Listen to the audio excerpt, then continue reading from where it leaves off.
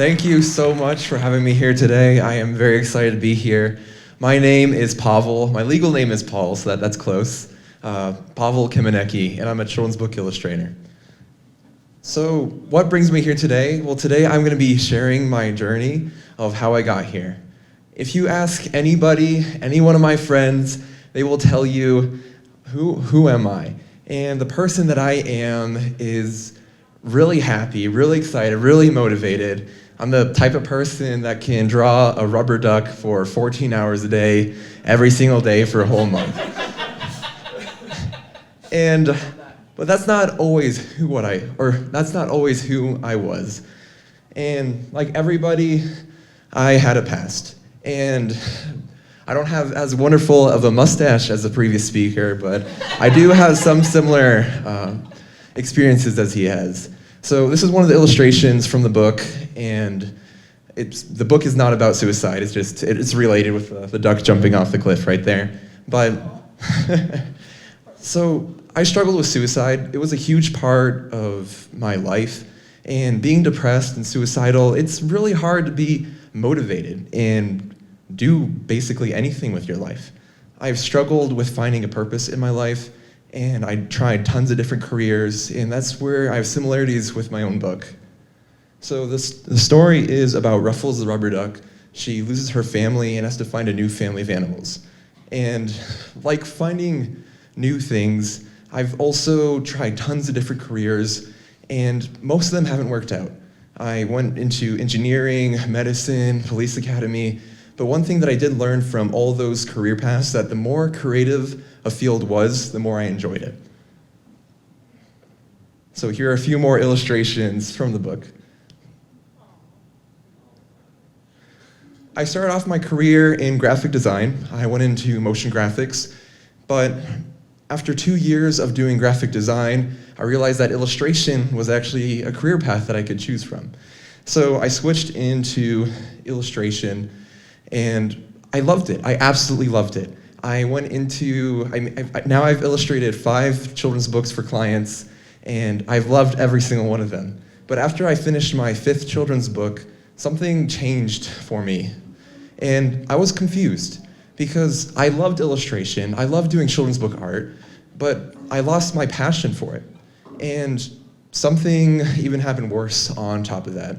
My cousin-in-law, Ethan, he passed away at 2 years old due to a form of brain cancer. And at that time, I dedicated myself into making a children's book for him to raise funds to help with a lot of the cancer treatments. Unfortunately, he passed away before I was able to finish the book. But because of that, I also got a newfound inspiration. He never got the opportunity to share his joy with the world, and I wanted to do something for that. So I started my company, PeachyFx. And a lot of people ask me, why PeachyFx? You know, it's a very strange name, but to me, it's a whole lot more than just a name. Peachy, it describes who I am as a person and what I want to share with everyone. So to me, it's basically happy effects. And that's all what I'm about. So in memory of Ethan, every single book that I sell, I donate one to the Children's Hospital or a school. And through that, I work very hard to be able to achieve those donations. And there's a lot that I put into this book. This book took me a little over 2 years to make off and on. I gave up making the book twice, and now through the 3rd attempt of doing this, I actually finally achieved it. And for the last 3 months, I completely put my entire self into the book. I quit my day job, which was illustration, into my own illustration, so it's not really quitting. But I turned away clients, and I focused entirely on finishing this book. And because it took me over 2 years to make this book, I spent around 30 to 40 hours per an illustration, redoing each one over and over.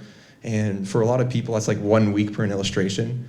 But for me, it was really important to get right. I made the book specifically for kids that are in the hospital, so I wanted to make it as interactive as well. So in the entire book, I have effects to keep people interested. So there's an I Spy throughout the entire book. There's also a board game in the back of the book as well. I would love to show you that right now, but I need to use my book as a prop to have the projector work. And for me, what's most important is spreading the joy to everyone that I can. So I had a lot of test readers, and if I didn't get the reaction that I wanted through the illustrations, I would basically redraw it.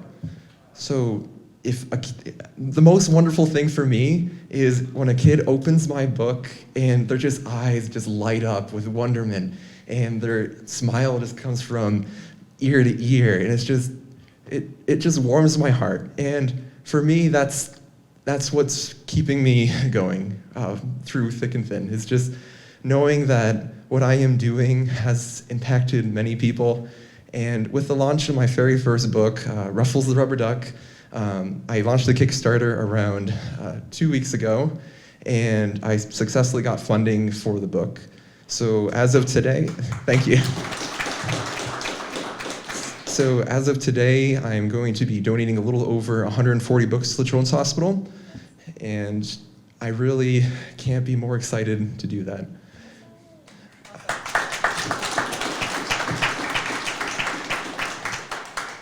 So thank you, everyone, so much, and I'm happy to answer any questions. Please. So talk us through that big, scary thing where you said, you know what, I'm going to turn down clients to work on this, because that is the true leap of an entrepreneur, correct? Yes, and it was during COVID too, so that was also fun. And it's very challenging to do that, but for me, having a goal set in that motion is a lot more important than making the money. There's a lot of people saying, oh, hey, why don't you donate a copy like for every 4 books that you sell, or every 5? Or it's like it's really challenging to do that. I had to go for a lot of different loops and bounds to actually get the prices low enough so that I can afford that. But for me, I want to have other people experience how much they're helping. So when you buy a book, I give the option that you can include a personal message in the book that you are donating. And I photograph that, and I want to share the experience and the joy of me giving the book to other people as well. Because a lot of people are saying like, oh, well, every 10th book, it's like, you don't really feel that personal connection when you buy a book. But if you buy a book and you know that there's a book going to a child that really needs it, that's where it's really going to be impactful. Yes, sir. Can I say that you're an incredible human? I want to start off with that. You are an amazing man.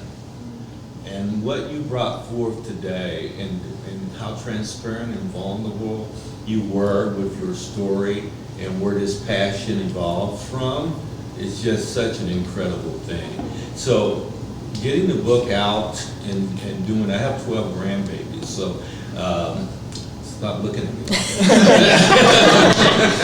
So I on a practical level, I really need to know how we get your book, first of all. And could you give us a price point of that on your book? Your illustration is beautiful, but you really are the most beautiful part of this entire book.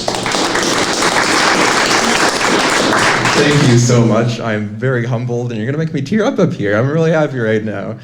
So you can visit PeachyFx.com, and as a special thank you to all of you here, I have a promo code of CUP, and you get a 25% discount when you order a book. And a lot of people, they don't actually have kids, or they just want to support the mission. I also have an option for those that just want to donate a book. That would be for $10. You can just donate a book and you'll receive an electronic copy for the book. And for the hardcover of the book, it would be $20 as well. Yes, sir.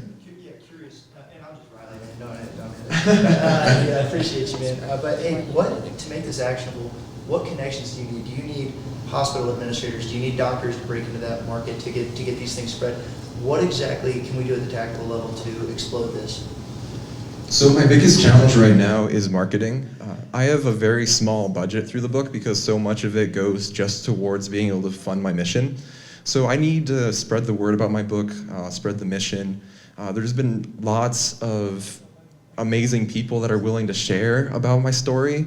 Unfortunately, I don't really know how to find the demographic for it, so that would be my main issue and concern.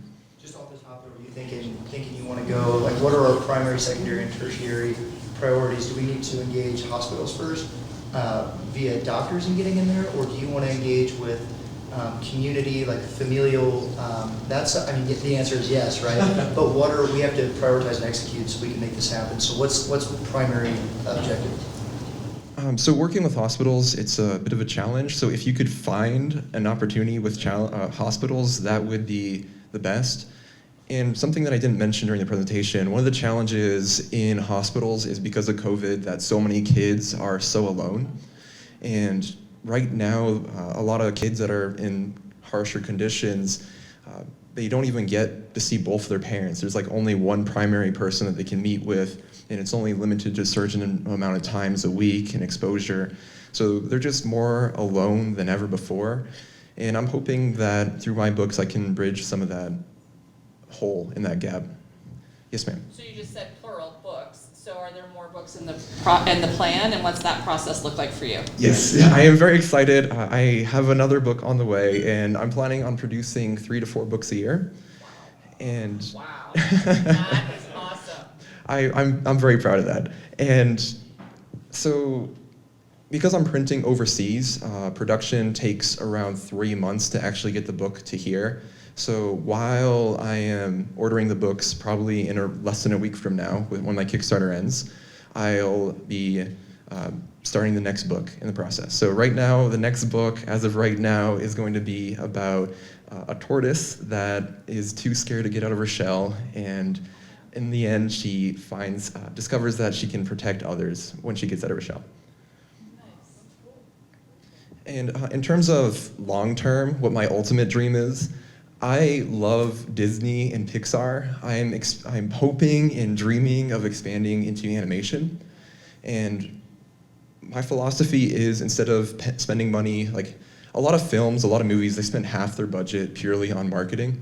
And to me, that's kind of hurtful almost, because Disney is a giant corporation. They spend tens and tens of millions on just marketing.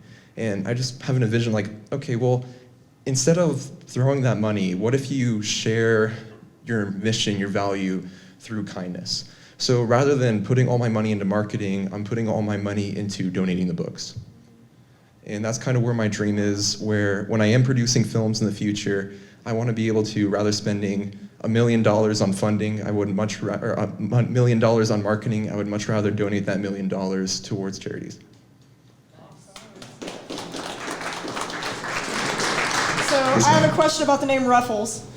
That's a very specific name for a duck. Where'd that come from? What was the inspiration behind it? I love the name because she doesn't have a single feather on her, and she goes through so much thick and thin in the story. It just ruffles her non-existent feathers. And from the people that I've asked, I had a lot of name options, and that was voted on top by far. I love it. Are there any other questions? Yes, sir. 3 to 4 books a year sounds like a lot on your plate. Do you have any plans to collaborate with anyone or illustrate for anyone else, and what would that look like? I am Polish, so I do have access to a lot of less expensive labor. So I am planning on using that in the future, but as of right now, I can't afford to, even if it is much less for the average American worker. But I do want to expand this into a large enough business where I can produce that way. And right now, in terms of how difficult it is to produce 3 to 4 books a year, the average book takes around 6 to 8 months to produce. So because I'm doing everything by myself, including production, illustration, writing, editorial, and distribution, I'm able to really focus in on every single task that I have to do and just go right down the list. So I wake up at 5 a.m. every day and just plow right through it. Yes, ma'am. Where do you find the inspiration for your books? So that comes from a lot of different places. For me, it's I just love painting, and I see a cute creature, and then the story just develops. For a lot of illustrators, they usually need a story up front. For me, is I find a character, and then I find a situation which is either adorable or hard, and just try to make it as cute as possible. And by making something cute, it just immediately puts a story to it for some reason. Nice.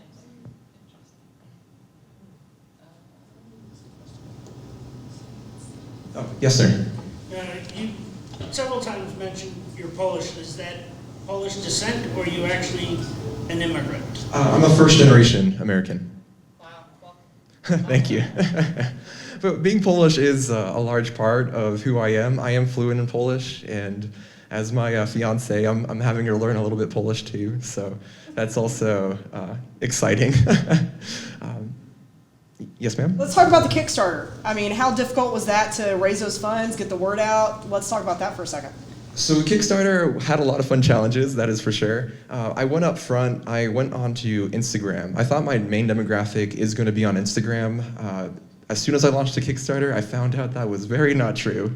I found lots of sponsors. I got 170,000 worth of shout-outs for like Insta stories, and that only translated to around 6% of my sales overall. There were a lot of challenges with Kickstarter. My Kickstarter was only approved 2 days before my launch date, so that was very terrifying. Originally, it wasn't approved because it was deemed a little bit too charitable. Kickstarter frowns upon charitable campaigns, and that definitely shows in my funding as well. Even though I launched on Kickstarter, I got less than 1% of my funding through Kickstarter. Most of my sales have been through friends and family and other kind people that are supporting my mission.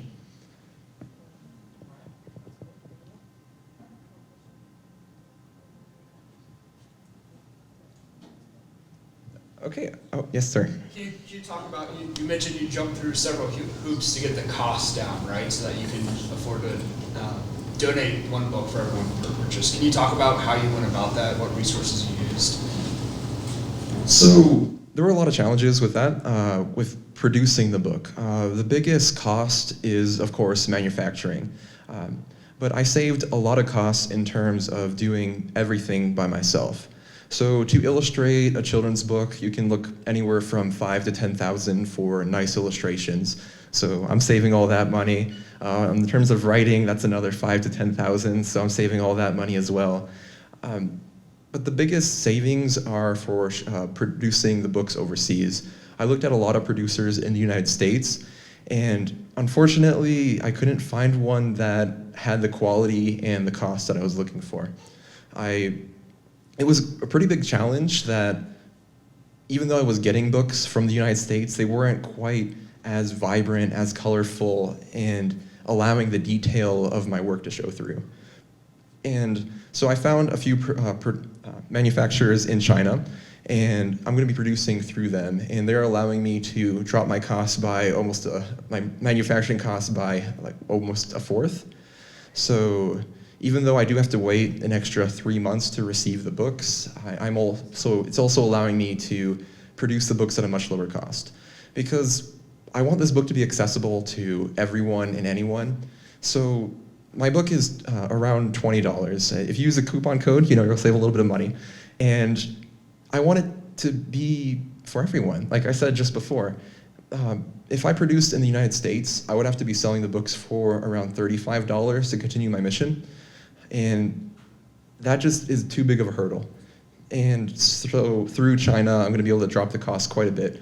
And I hope that I'll be able to spread a lot more joy through that.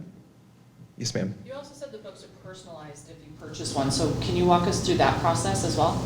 Yes. So right now, I'll just send you an email, and I'll ask for what information you want to put in there. And my background is in graphic design and typography, so my handwriting is very pretty. So I'll be handwriting each and every single note in there for you. That was awesome. And also, I want everyone to be able to decide where their book goes. So unfortunately, I can't decide, like, oh, I can ship to this specific hospital. But what I can do is you can decide, I want this book to go to this kind of community, this cause. So if it is a hospital or low-income school or community, I want to be able to support that. Because something that I learned through the books is how much of impact children's books actually have. Yes. And I never realized this, but at only 3 years old, a child's brain is developed to 80%. And if you do not give the child proper reactions of colors, sounds, enough interaction with adults, it's going to harm them a lot in the long run. Studies have shown that kids that are not interacted with properly and are not exposed to the proper environment in language and story, they develop smaller brains in the future. And that is one of the causes that I'm also fighting against as well. In a lot of low-income communities, there's only one age-appropriate book for every 300 kids. And it hurts everybody. And I want to be able to fix that. Can you say that again, about the kids and how many books they have available? In low-income communities, there's only one age-appropriate book for every 300 kids. And that's to include public libraries? That's included for schools and personal homes. So you just spoke to my heart as a retired special education teacher, and a mom of 4 sons who has read when they were in utero, I read to my kids. And they still get read to, unfortunately, in their 20s. I'll happily own that. You speak right to my heart in that, because again, kids that aren't read to, when they hit school age, are so far behind. So I love the fact that you're really starting to target a younger market, and also that lower SES, socioeconomic status, with the books, because books are amazing. And I personally own over 500 children's books for that specific reason. So how do we start bridging that gap? How do we start going into those communities and because a lot of those parents, and the studies will show, are because they're single parents and they honestly just don't have the time. So what is something that we could do, or do you hope to try and bridge that gap? There are a few organizations that I have reached out to. Because I'm just launching the book now, I haven't received all the connections to going through there. As the plan for right now, there's a few schools that are helping me find those parents and families that need the help the most. But unfortunately, I'm finding them a little bit late.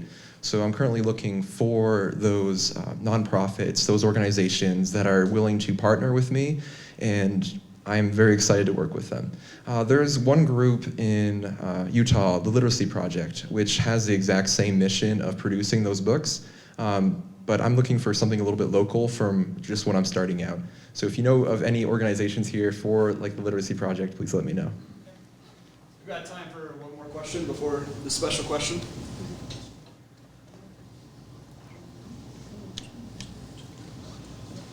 Going back to the problem with there not being enough books for small children, how do we, as a community, how can we solve that problem? Do you have any ideas? My main goal is with each one I sell, of course, I donate one. So I'm trying to raise those funds through donating my own books. So I'm using it out of my personal heart, my personal care for the books to breach that gap. And because my book is illustrated in a very detailed style, I've noticed that kids are a lot more engaged. As you all know, right now, everyone's memory or attention span is a little bit less than a goldfish. And that's even more true for me, of course, but also for a lot of kids. At 3 years old, a child's brain is twice as active as an adult's. And it's really challenging to keep that attention.